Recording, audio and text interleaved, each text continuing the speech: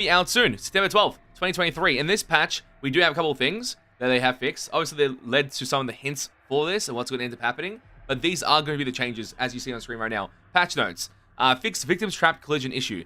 This would happen depending on hitchhikers' traps and the location of hitchhiker traps towards victims. So that has been fixed, which now allows them to actually, hopefully, surpass those gaps and not die. Because usually the only way to fix this at its current state until September 12th is actually go down the same ladder that activated this traps. So that's good.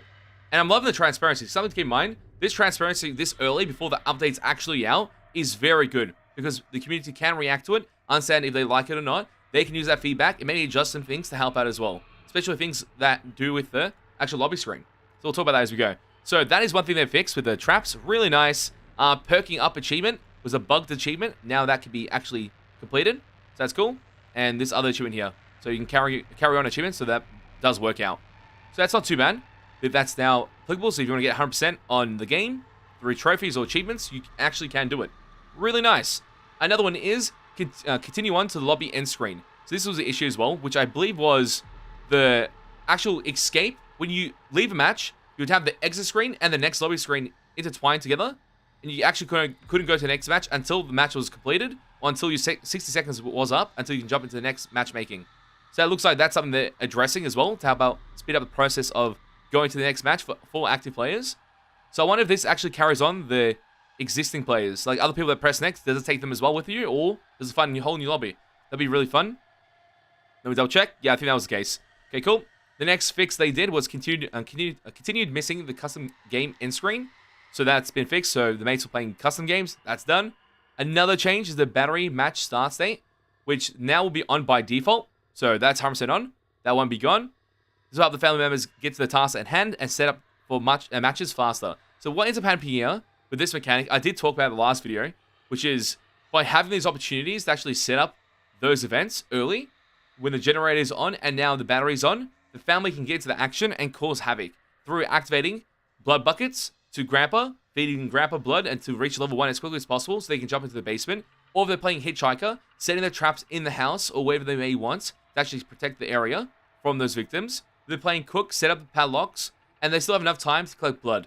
That's the best part about it. You still have enough time. If you're playing Johnny, break down some of the gaps. Cook, same thing, break down some of the gaps.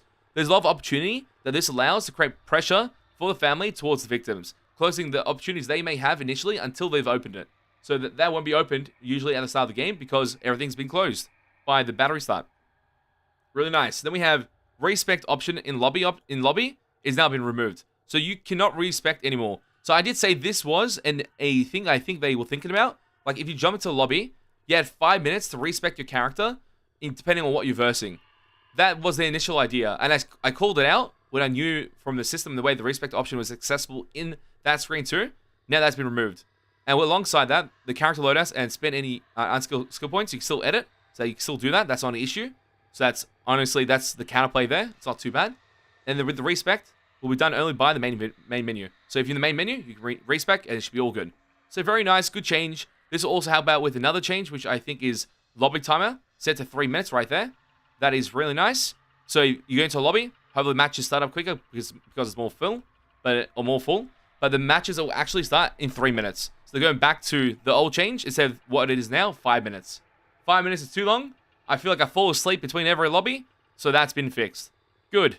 Very nice. Now, the one thing that's going to affect the game drastically is the bone scrap limits. Right here. That's insane. Bone scrap piles are now limited to 3 uses per pile. So after 3 bone scraps that you collect, or bone shards from that bone scrap location, that bone scrap location is now depleted. It won't exist. It will come up as empty. So, this is more of a balancing aspect, depending on the scrap usage and frequency, which right now the game promotes you to use sneak attacks, promotes you to use grapple events, and the only way you can use that is by having bone shard.